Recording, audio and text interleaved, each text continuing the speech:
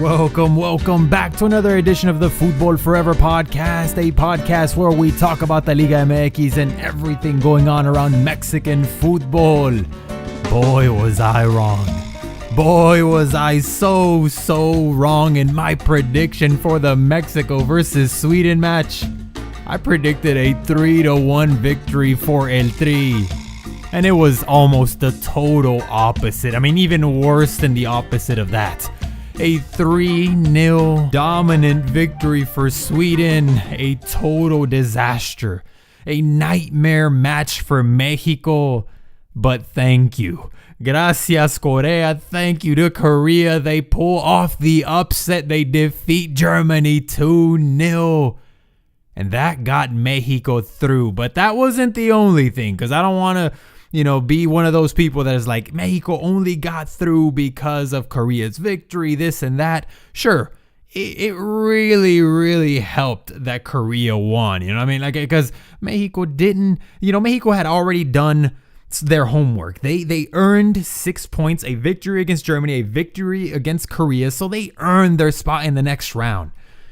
But they didn't quite finish the job, and they showed a terrible, I wouldn't say lack of effort, but just total lack of idea and creativity, and they just did not show up to the damn third game because everything was in Mexico's hands. They just needed a draw to solidify themselves as the first place of the group and advance to the knockout stages without suffering. But no, Mexico, we love suffering, man. We love making it dramatic. We're the specialists in novelas, man. We love creating drama and making a story, and boy did they really give us a scare, man. I mean, it was out of Mexico's hands. Once Sweden scored the 2-0, you could just tell Mexico was not coming back from that. So all I was hoping for, honestly, was Mexico to score one goal, because if I understand this correctly, if Mexico scored one goal, even if they lost to Sweden, they would then force Germany to beat Korea by 2. So I was like, okay, even if we lose 2-1, 3-1, whatever, let's just score a damn goal, because that will force Germany, who was struggling, although creating tons of chances, they were struggling to score on Korea. So when Korea and Germany were 0-0, I was just hoping Mexico would score a goal so that Germany would be forced to score 2, and that would give us that cushion.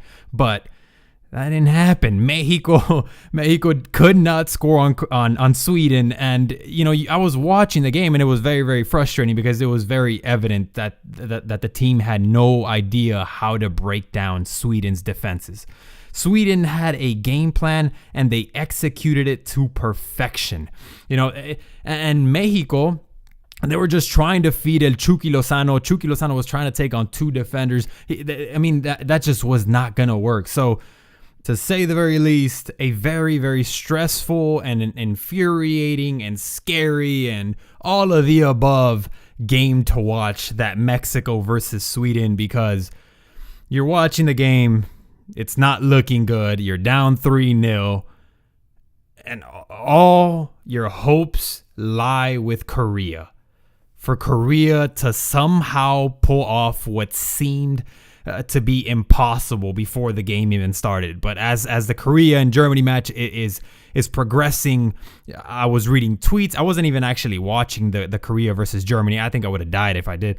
But I'm reading and I'm hearing the casters in the Mexico versus Sweden match say, missed opportunity for Germany. Missed opportunity for Germany. How is Germany missing this many chances? So I was like, it's a matter of time before Germany scores, and then, it all falls apart for El Tri. The hopes, the dreams, they all come crashing down. But thank you.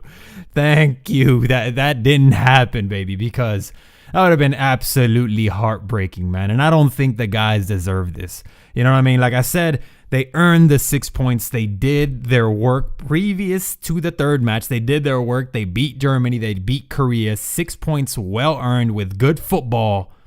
But then everything just didn't go their way. And Sweden, big ups to them. They executed their game plan to perfection, man. So let's go ahead and jump into the Sweden versus Mexico match. Plain and simple, man. Sweden outplayed Mexico. Mexico just could not find a way to break through their defenses, as I was saying earlier. And every single time Sweden attacked, you sensed danger. It felt dangerous every Swedish attack, which on the other hand, Mexico didn't have anything offensively. Like I said, we were just trying to go to Chucky, trying to find anything. Herrera was playing okay. Guardado, I didn't really like his game, but we just couldn't find anything. We had, I think, one good real opportunity in the first half to score. It was a shot by Carlos Vela, a left-footed shot. He tried to curl it around the keeper's reach, but it went wide. But other than that, I don't remember a good attacking opportunity. I still need to rewatch the game once again. I've been putting that off. I'm not even gonna lie to you, because it's gonna be a painful game to rewatch, but I will do it for sure. So yeah, man, every Swedish attack felt dangerous. The set pieces, we knew that was going to play a factor. We knew they were superior with set piece play. But man, was that understated, because they were it felt like we didn't even prepare for them. And I know Osorio emphasized that to the guys. I know the players knew that. But Sweden is just top notch with set piece plays. Ochoa saved Mexico on multiple occasions in the first half, and we were lucky not to go down on the scoreboards in the first half. You know, a 0-0 score felt generous for Mexico at halftime, you know, and that's not even counting Chicharito's, you know, penalty, no call thing, although it pains me to admit it. I think that should have been called. On the other hand, Hector Moreno's penalty, the penalty that was called against Moreno, I didn't think that was a penalty. They didn't even go to the VAR on that one. So, you know, I guess the ref compensated for that one. I don't, for Chicha's handball. So, in my opinion, we were lucky to go to the locker rooms 0-0 at the half with the scoreless draw. And for the second half, I was just hoping for something different, for changes, for adjustments. But that didn't come, man. We still continued to be shaky on defense, clueless on offense. We could not find a way through the Swedish defense. And the rest is history, man. One goal comes off of a lucky miss hit of the ball. It falls to a Swedish attacker, 1-0. And then you have the penalty called on Moreno, which in my opinion, it wasn't a penalty, but you know, whatever. Mexico didn't lose because of the refereeing. Mexico played a terrible, terrible match. And, you know, it's hard to admit, but it's a learning opportunity, because, hey, you still get to advance. You know what I mean? You were, I don't want to say fortunate enough, because I keep stating and I keep telling myself, Mexico earned this, man. Mexico, you know, with 6 points, that should be enough to qualify. Now, it almost wasn't, but to all the pessimists saying, you know, that Korea granted Mexico this pass, and sure, you know, the Korea result obviously helped. But Germany, you know, they also didn't do their work. So it's not like El Tri didn't earn this. They absolutely did. You know what I mean? Spain passed their group with 5 points. Portugal did the same. Argentina gets through to the knockout rounds with 4 points. Denmark with 5 points. Russia with 6 points. Why not Mexico with 6 points? You know what I mean? Mexico did their homework and they did the job against Germany, against Korea. Now they just had a terrible match against Sweden. And they were bested by Sweden, you know, plain and simple. So here we are, second place of the group, exactly where most of us hoped to be at, man. Because let's be honest, and maybe some people thought, you know, and predicted Mexico to win the group, or maybe not even get out of the group stage. But I believed, and I feel like most people believed, Mexico would be the second place of the group. Germany first. Most of us thought Germany first and Mexico second. You know, Mexico was going to fight for that second spot against Sweden in the last match of the group stage. So although with a draw, we could have been first place of the group, here we are where before the World Cup started, most of us, I guess you can say, most of us thought we would be second place of the group, facing off against Brazil in the knockout stages in the round of 16. So we are where at least I thought we would be. Now it doesn't feel as nice, and it kind of gives you this feeling of it's not good enough, because Mexico had the first place of the group in their hands, man. We could have gone against Switzerland, but we let that opportunity go to waste, and thankfully we still got to qualify to the knockout rounds as second place of the group. So Brazil, man. Brazil is the opponent at hand. And, many things can be said about this matchup. You're going to be hearing it all throughout the weekend. Mexico plays very well against Brazil. Who's the favorite? Who's the clear favorite? Brazil. Obviously, Brazil, because of all of their stars. They've been playing well. They breezed, I guess you can say, somewhat breezed through the group stage, although they did have a tough time against Switzerland and against Costa Rica towards the end of the match, where they scored that winning goal, or those winning 2 goals, I believe they beat Costa Rica by. But Brazil looks good, man. It looks good. They don't look unstoppable. They really don't, but they look good, and they're obviously the clear-cut favorites going into this match. But styles make fights, baby. And one thing is undeniable. Mexico matches up very well against Brazil. I don't know why. I don't know why there's that extra motivation, but there is. When Mexico plays against Brazil, Mexico plays well, or tends to play well. At least history has shown us. You know what I mean? So let's just hope all the guys come out inspired, and let's hope that the team drastically improves, because we're gonna need it, man. And we're gonna need Ochoa, man. We're gonna need that same Ochoa from 4 years ago in that group stage match against Brazil, against the hosts of the World Cup. We're gonna need that same Ochoa, and I'm sure we'll get it, man, because Ochoa has been playing sublime. He's been the best, if not one of the best goalkeepers in this World Cup. Ochoa, if it weren't for Ochoa, I don't know where Mexico would be, man. I don't know how good, of a reflection this is on the Mexican national team, that Ochoa is, I think, the goalkeeper with the most saves in this World Cup. I saw a stat of that on Twitter. Don't quote me on that. I don't know whose tweet that was, but I saw that stat. And it's believable, because Ochoa has been incredible in this World Cup, and I think we can all agree on that. So Brazil, baby, they're waiting on us. We're waiting on them. What should the lineup be? Should there be any changes to the lineup versus Brazil? And I won't, I guess, jump into this too deep into this whole lineup debate, whether or not we should make changes. I'm just gonna throw one change out. Obviously we're gonna need someone else in there, because Moreno can't play for yellow card accumulation. Moreno is suspended for this match, which is a huge, I guess, loss for Mexico on the center back position. But I'm sure Hugo Ayala is gonna slide right in there, and he'll do a good job. So aside from Ayala or any other center back that Osorio decides to place in the starting 11 versus Brazil, I want to see my man El Tecatito Corona start, man. Look, Layun, I love Layun, man. I'm a Layun apologist. I defend Layun. I love Layun because of his character, because of his story. Now, granted, he is not the most technically gifted player, that could be, but the dude, his work rate, I mean, I've said it ad nauseum, like, this dude, he's a real deal. He never stops running. He has offensive tools.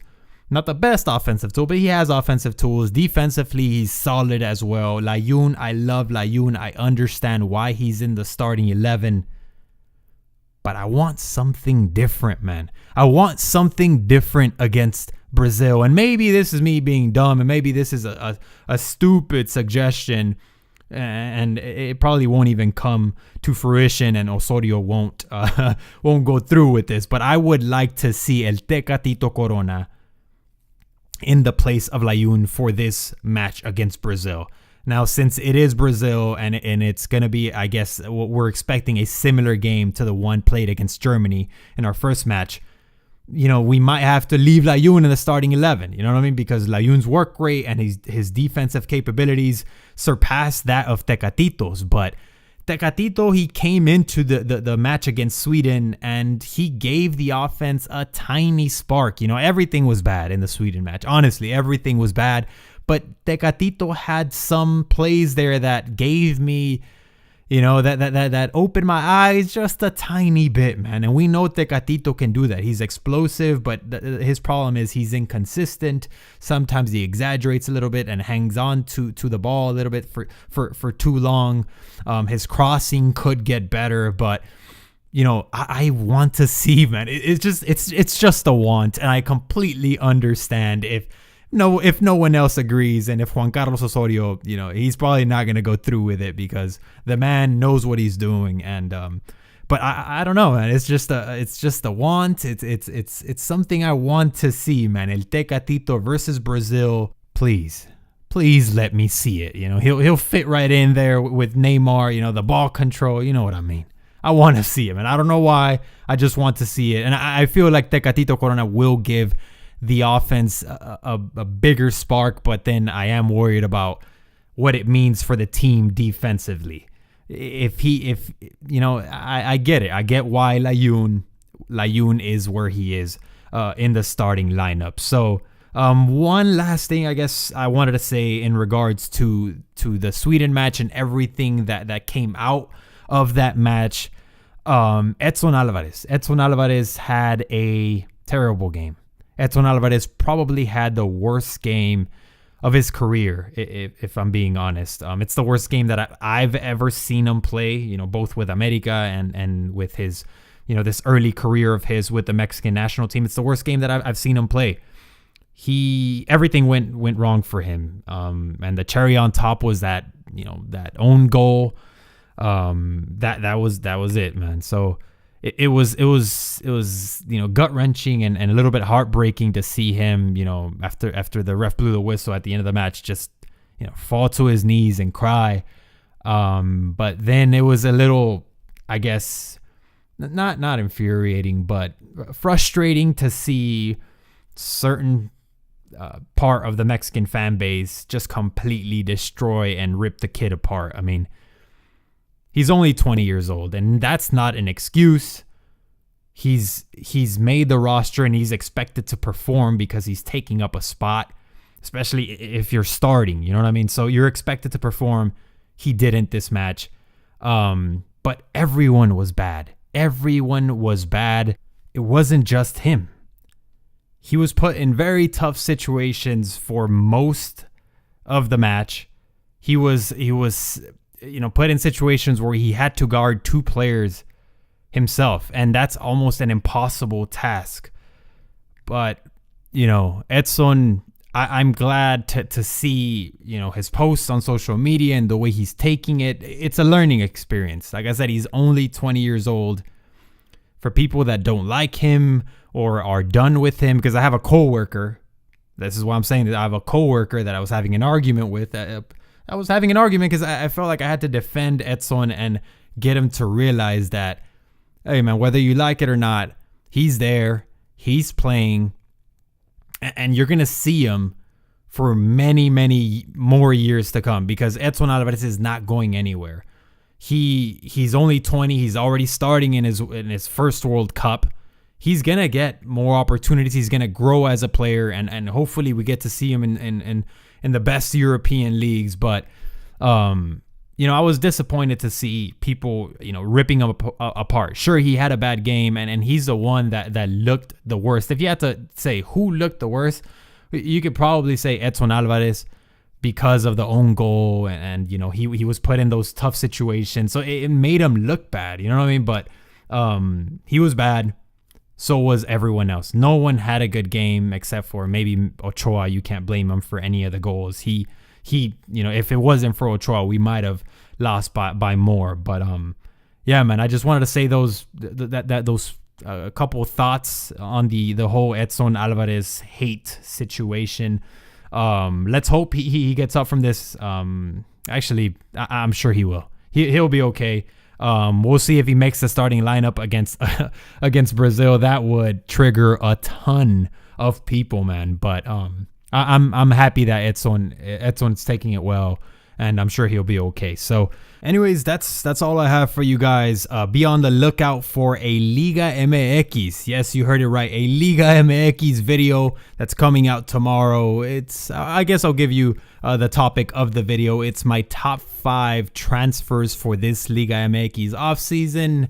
Yeah, that's coming out tomorrow. It's a short video, but yeah, weird that I'm putting out Liga MX content while the World Cup fever is still ongoing. But hey, it's a nice change of pace because the Liga MX is definitely coming back soon. So, and also I will more than likely have a Mexico versus Brazil or Brazil versus Mexico round of 16 match predictions. So also be on the lookout for that.